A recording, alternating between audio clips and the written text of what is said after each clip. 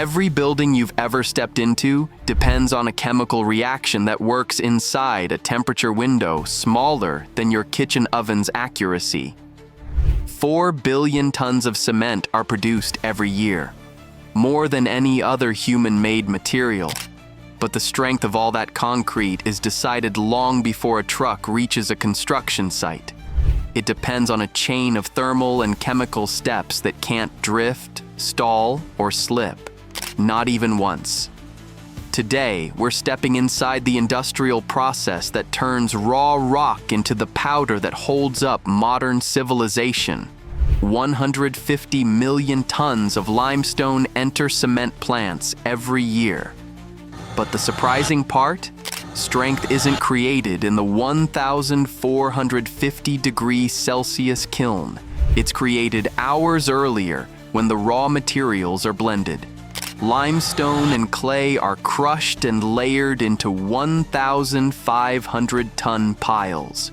Calcium carbonate runs 85 to 95%, particle size 10 to 20 millimeters. Here, the chemistry must land inside a plus or minus 0.5% oxide tolerance. Silica, alumina, iron oxide, calcium. If that ratio drifts, the final cement won't hydrate correctly, and the kiln can't fix it later.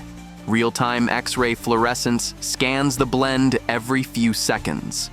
If an oxide shifts, feed rates adjust automatically. This precision alone cuts raw material waste by up to 12% and reduces the kiln's energy demand.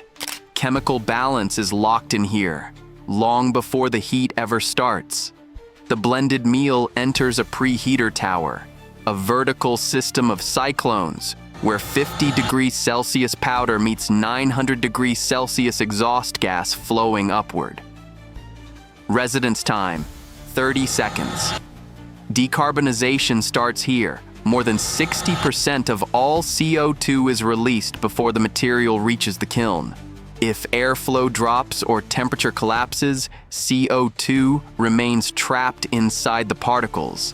That means incomplete reactions later, and weaker clinker downstream.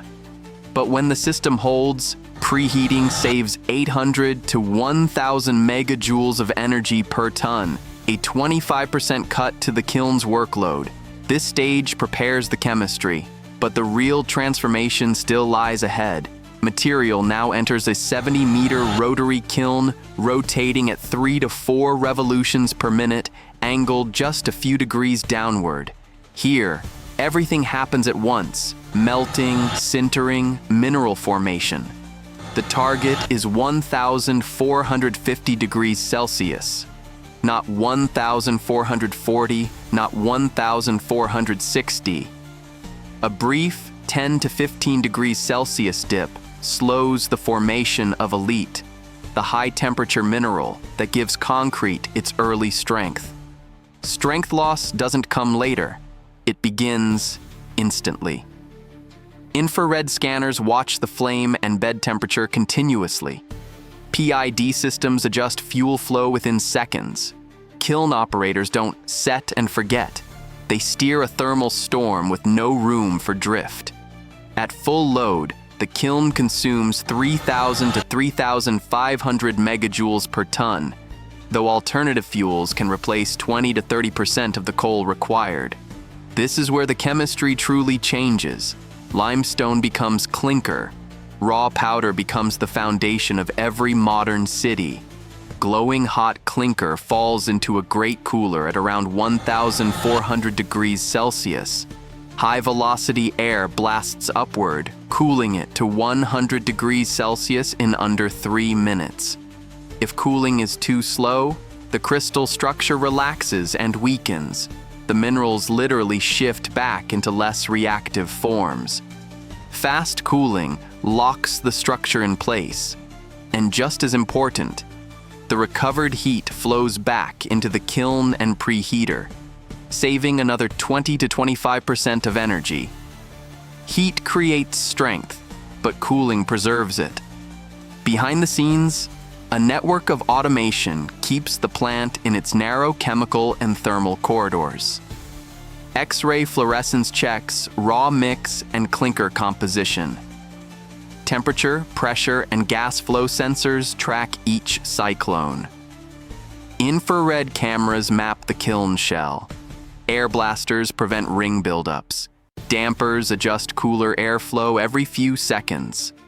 Lime saturation factor calculations feed back into raw material dosing. None of this is visible from outside the plant, but it's this invisible system of measurements, corrections, and feedback loops that determines whether concrete holds or fails. Cooled clinker is mixed with 3 to 5% gypsum. Grinding mills reduce it to particles between 1 and 30 micrometers. Blaine surface area, 3,000 to 3,500 square centimeters per gram. This is the final stage where setting time and reactivity are fine-tuned. Quality tests check composition, particle size distribution, and compressive strength.